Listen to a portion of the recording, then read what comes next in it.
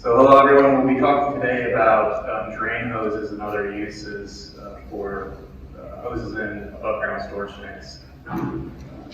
Again, a little bit of an introduction that Marshall also gave. I'm Adam Vance, his innovation manager here at Mesa Industries.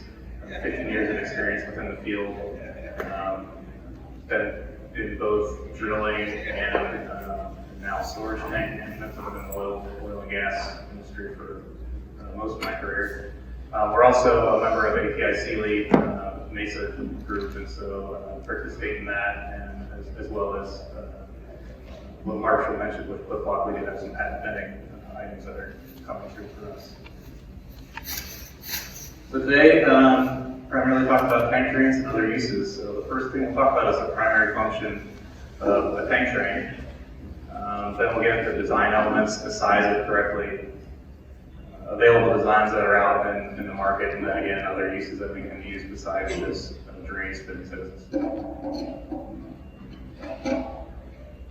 So to start us off, maybe a little bit of a personal inspiration type of thing, but also something that we can apply to the floating roof itself. What floats your boat? Ships don't sink because of the water around them. Ships sink because of the water that gets in them. Don't let what's happening out around you get inside you and weigh you down. So when we get into the hoses, that's really what we're trying to do, is to maintain our buoyancy, keep the fluid out. We'll get into that a little bit more. So what's the problem that we're trying to solve with tank drains? Floating roof is just like a boat that's floating up and down on that fluid. We need to maintain buoyancy. We do not want that floating roof to sink. In any case, it's never a good thing. So we need to make sure that we maintain that.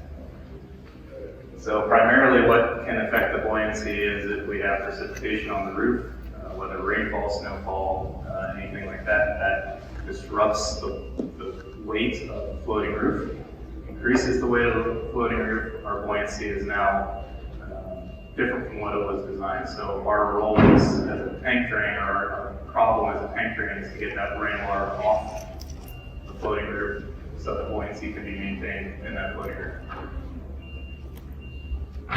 So how best do we do this? As the rain is falling, the floating roof can be in any position in the spill cycle. It can be down at the bottom, it can be up at the top.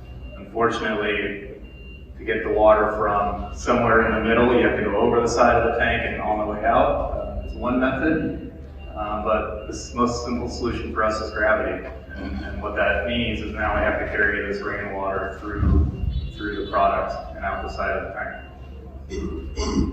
That comes with some downsides. Since we have to travel through the product, we're introducing another thing that we have to maintain in the tank. We have to maintain that it doesn't leak, both from the outside and inside. And it's hard to examine and repair, so once we fill this tank full of fluid and we have our tank drain in place, it's very difficult to repair this without taking the tank out of service, and sometimes hard to inspect as well as if it's leaking outward or leaking inward. So some challenges with that, but because we can utilize gravity, the complexity of the draining and precipitation is a little bit lower, so we take that risk of running the product through the water through the product. So again, primary function, we need to evacuate precipitation. No leaking, and so the interesting thing with the drain hose is the pressure on the outside of the drain hose is likely going to be larger than the pressure on the inside. So when we normally think of hoses, when we're transferring product from one point to another, the pressure is mostly internal. This, in many cases, the pressure is higher externally, especially when we're at the lower part of this tank. So the weight of the fluid on the outside is likely higher than what it is on the inside of the hose. So we have a little bit of an abnormal or kind of a reverse situation that we normally see with the hose. So we have to make sure that it's not leaking from the outside. We have to resist the chemicals and the products in the tank. So there's some challenges with lots of stored product that we see. Ethanols and crude oils and benzene and all sorts of things that we can see in the refinery type setting can be challenging, especially when we want to have a hose that is flexible and is able to move along with the floating roof. Another thing that we do not want to do is put any forces or loads on the floating roof during operation. The floating roof needs to travel the way it needs to travel. If we are using the weight of the floating roof or the forces of the floating roof to help collapse or move the hose, that could be detrimental to the function of the floating roof. And of course, we want to maintain a long service life, so as we mentioned, once we put this hose in here, we will probably never see it again in our next maintenance cycle, 10 or 15 years, and we need to ensure that it can last that long. So when we size drains, there's several factors that go into making sure that we get the right size, both in diameter and in length. And of course, not all tanks have the same design parameters. Obviously, the first thing that we are looking at is the diameter of the tank, so we can establish the actual surface area that is going to be affected by precipitation. What is the actual area that we will be collecting the rainwater from? Tank height, we need to know the tank height so that we can size the length of the drain properly, so that as it's in its full cycle, that it's not going to be too short and limit the floating roof from trying to continue to rise and damage the drain. So we need to understand what that tank height is. Average rainfall, which varies by location. This is an interesting topic that could probably be another presentation in itself. We typically use standard rainfall calculations based on NOAA, and some areas have not been updated in 50 years. The climate of 50 years ago is much different than the climate that we see today. So there is some question as to whether the rainfall rates are maybe accurate for all the areas, and something to consider that maybe in some areas we may be undersizing certain hoses based on some of this historical data. So that's, again, another presentation for maybe another day, but something to consider. Things like Hurricane Harvey definitely changed a lot of things for us in Houston and the way we think about this, so it's something to consider. Floating roof position. So another thing to consider is, do we size the drain hose when the floating roof is all the way landed in an event like that? That will give you a different flow rate after your drain because of the potential of the water column, right? So the higher that we are, when our floating roof is higher, our flow rate will be higher because the pressure of the fluid at the top is higher, and we'll have a higher flow rate. When we land the roof, the flow rate is lower. So are we sizing at the top, at the bottom? We need to consider that when we size these hoses, tank drains. And of course, the flow rate. So it varies by design and manufacturer. It varies by the diameter of the drain itself. Obviously, smaller diameters have a lower flow rate than larger diameters, but then also how the drain is designed will impact the highest amount of flow rate that drain can see. So all these we take from an engineering standpoint. We want to make sure that we know where the tank is, we want to know the size, the height, all of these things go into calculating the right size hose that we can make sure that we evacuate precipitation off the roof in the best way to make sure that we don't have any issues with buoyancy of the floating roof. Available designs that are out on the market currently. We have flexible hoses, which is displayed up here. There's single coil laydown and multiple coil laydown, and some with external stainless steel armor, and some with internal stainless steel armor. So what these flexible hoses are is really a little bit like a giant garden hose in that respect. They either coil into multiple coils or one coil, and they land on the tank floor. And so what we need to look out for with these type of hoses is, since it lands on the tank floor, we have to worry about a lot of what's around this lay pattern here. So if there's legs on the roof that are coming down, we want to make sure that the legs are not near where this hose is.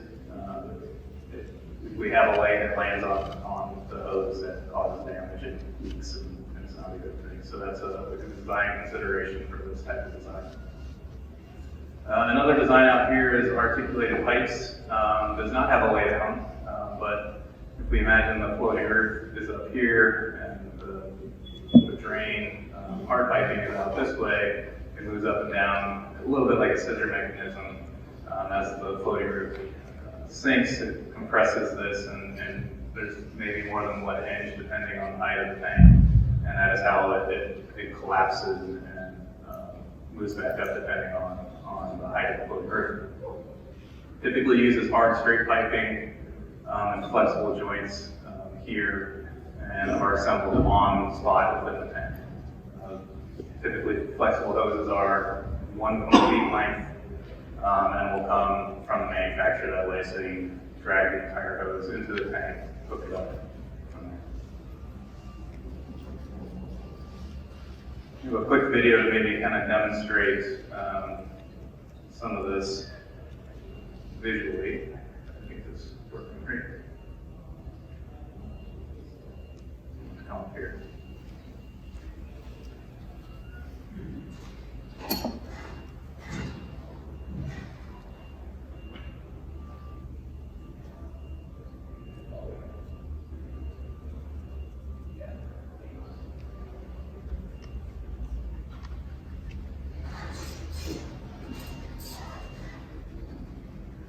You'll see the rainfall is coming on the top of the tank, and obviously we're evacuating that through the hose, in this case, through the pathway here. This hose utilizes an armor exterior with a softer interior to be flexible. So as the rain falls, we usually collect it near the sump here. We have hard piping that connects to the hose somewhere down the line. The hose moves up and down. In this case, it's collapsing in a certain lay pattern, and then we'll evacuate the rainwater out this hard pipe to the side. And so, as you can see, as the roof moves up and down, the potential of the flow rate of this will change. So when we're seeing that at the bottom, there's less head pressure for the water to evacuate, whereas the top does have a higher potential for that.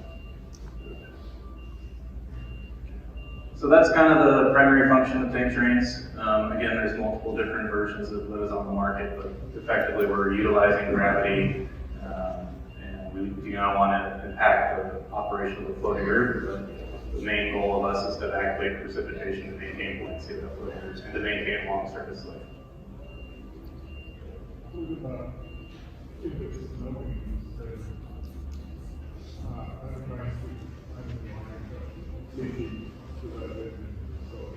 Yeah, snow. So snow can be a problem. Snow can cause issues with the seal itself and aspects of that. And so in some heavy snow climates, what we actually would normally see is maybe a roof. It's because you can't really predict when the snow melts. But good thing snow is a little bit lighter than water, so there's a little bit less density to that from a snowfall standpoint. But it is a challenge in very scenic places to count on the drain hose to drain all the water. But these are put all in northern Canada and things like that too, so it is working for that case. Good question. Other uses for a hose or a drain in a tank is, in this case, skimmer system. So, like oil and water, we can utilize what happens. Oil and water don't like to mix, and sometimes we need to separate those two things. And so we can take advantage of what that does physically. The polarity of water wants to bind to itself. Oil is hydrophobic in a lot of ways, and so we can utilize those two physical properties to help us separate those two in many cases. So in sometimes refinery settings or wastewater slop type environments, we can utilize this type of idea. And so what we're doing here is we let this products settle out. In this case, we've got a water tank, and we let the product sit for a while, and the oil that may be mixed in with that rises to the surface. We can utilize a pontoon setup here. This is a couple of floats that ride up on this column that can be attached to the other side of the floating roof if you have a floating roof in this type of thing.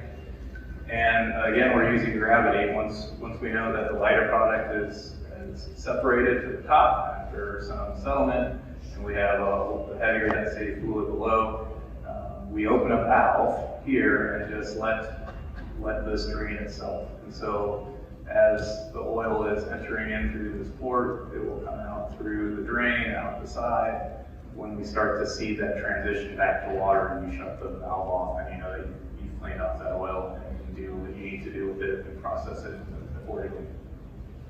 It's not just oil and water we can use this on. It could be two very different density products. Anything that has a separate density, we can utilize this type of system.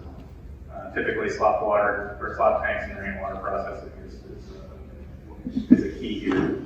When we get into slop tanks and I guess rainwater, we don't really know what's in this product, what kind of chemicals and other things. So we want to really be sure that we select the right materials for the drain to ensure that from a corrosion standpoint, it can withstand what it might see.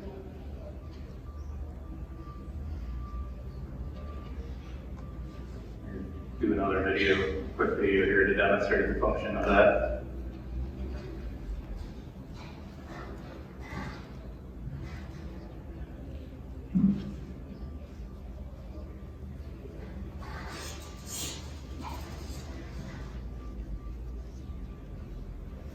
Again, we have the lighter product sitting on the top.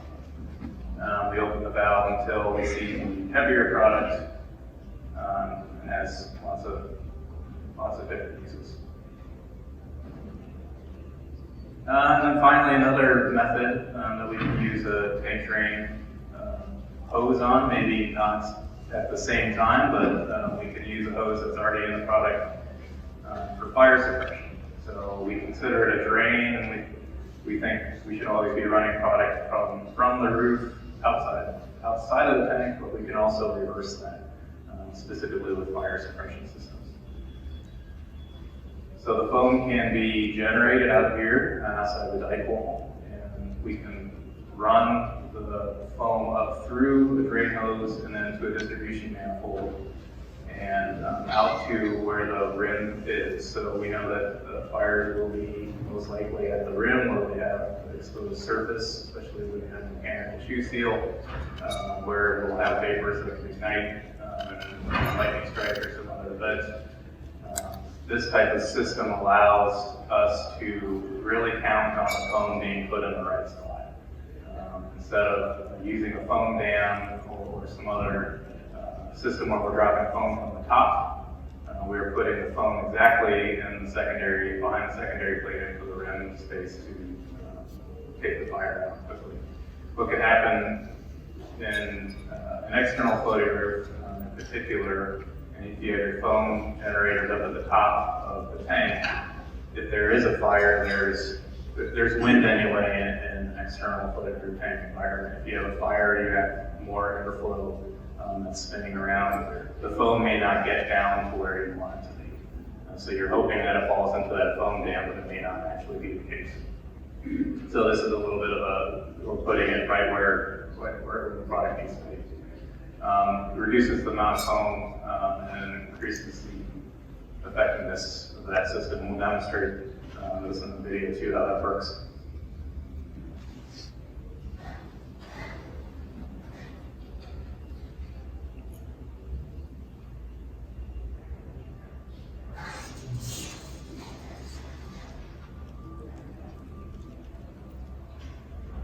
So again, we have our piping out on the outside of the dike wall. It also keeps folks a safe distance away if there is a fire. Make it as safe as you can. Foam delivery system utilizing the same type of pathway from the drain. You would typically have a secondary hose for that system, so in case you had rain coming out the other way, you don't want to rely on that hose to do two things at once. So they puts one little fast. So you would still have your drain sump, your hose would come up to the fire manifold, and we would send that out to the sides. Start that.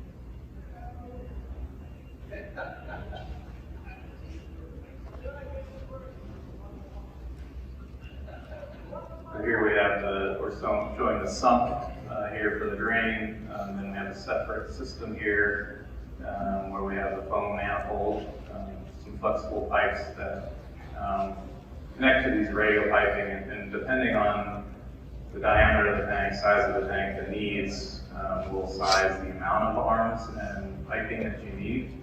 The piping runs through over the pontoon and then directly through the secondary seal plate, where we would seal that around the secondary seal to ensure that we don't have fugitive emissions from the system. But as the foam is generated and sent through the piping, it obviously gets put right behind that secondary seal and then starts to propagate around the diameter of the tank and putting it hypothetically right where the fire should be, so where it can be most effective. So a little bit of an interesting use for a drain. We're able to use the uniqueness of the fact that it's running through the product already for a different type of use, and maybe a little bit more effective use for fire suppression. So in summary, tank drains. It performs an essential function of evacuating precipitation off of floating roofs. We must design it for the tank and must be robust. Tank drain in Arizona will be different than a tank drain in the Pacific Northwest from a rainfall standpoint, even if it's the same size. So we're going to look at all those different design parameters, size them appropriately. Gravity and decantation, separation of oil and water, different products, makes it great for utilizing for oil and water separation. And drains can be used in reverse, which is a perfect solution for firefighting. So lots of different uses that we can dream up for these hoses. And that's it. Any questions, sir?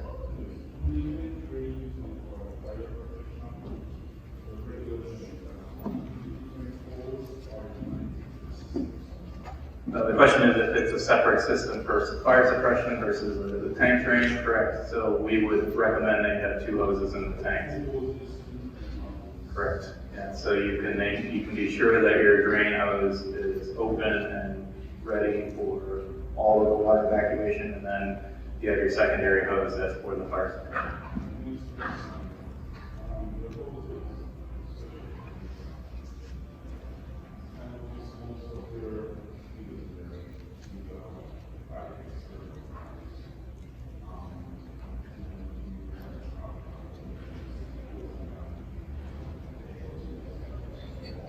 Yeah, so yes. Yeah, the question is, we talking specifically about the Mesa hose has a metal exterior, and the question is, does that help protect the hose when it lands on the floor of the tank? Oh, coating, yeah. So this is an interesting question, and right here, yeah. So in our designs, you'll see that we have these ballasts here. It's the weights on this hose. In this particular, this is an 8-inch drain hose. We size and place these ballasts so that we have almost a neutral buoyancy of the tank drain hose. We don't want the tank drain to float in the product, and We don't want it to come down too fast. So we try to maintain a mostly neutral buoyancy. So when it's very heavy when it's by itself, but in the product, it's supported by the product itself. And so when it lands on the floor, it's almost like a piece of paper landing on a desk. That's really what we've calculated the forces to do this. And so conceptually, you would think it would damage the coating on the floor, but because of the density of the fluid around it, it makes it mostly neutral and reduces the weight of that. Good question. Other questions that were over the back? Sir? What temperature would that hose give if it were fired within the tank, if you're using it for suppression? Fire in the tank, so the tank would have to be on fire for quite a long time to really raise. It's got a long, Yeah. it's got high So temperature. in particular, ours is about 180 degrees that it's able to withstand. That would be a huge heat increase for it to burn for quite a while to impact that. Okay, at the back of the right. When you say neutrally buoyant hose, are you meaning when it's empty or when it's full of water? When the product's in the tank. So we'll size it. When we do a hydro test, we actually will have a different type of buoyancy, different type of valves applied to the hose so that we maintain that mostly neutral buoyancy. Slightly lower so that it does boil up. And then for the product itself, whatever it is, we'll make sure the valves are the appropriate weight for if it's gasoline or whatever that has a low density. So it is when it actually has fluid in the tank. Yeah, but fluid in the hose as well, because when the hose is filled with water, wouldn't that change its buoyancy? Not in particular because we're not actually, we don't see that. Okay, so one more question here, I think. Okay, very good. Yes. There we go. Is there a potential that it is freezing in certain times? Drain water can freeze, and you can see that impacting all of the tank drain designs. Ours in particular, we're good at minus 40 and it doesn't really impact the integrity of the tank. Sometimes you can get them in the joints or other areas that could impact that, but we haven't seen it. We put them in cold weather climates frequently, and I've not seen an issue with freezing being an issue. I'm sorry? No, but they're not in cold weather. And again, the product in cold weather is going to be still warmer than the ambient temperature outside. Okay, if we have any other questions, you might catch it in the Yep. hallway out afterwards. We want to keep synchronized for the other class. So thank you very much, Adam. Thank you.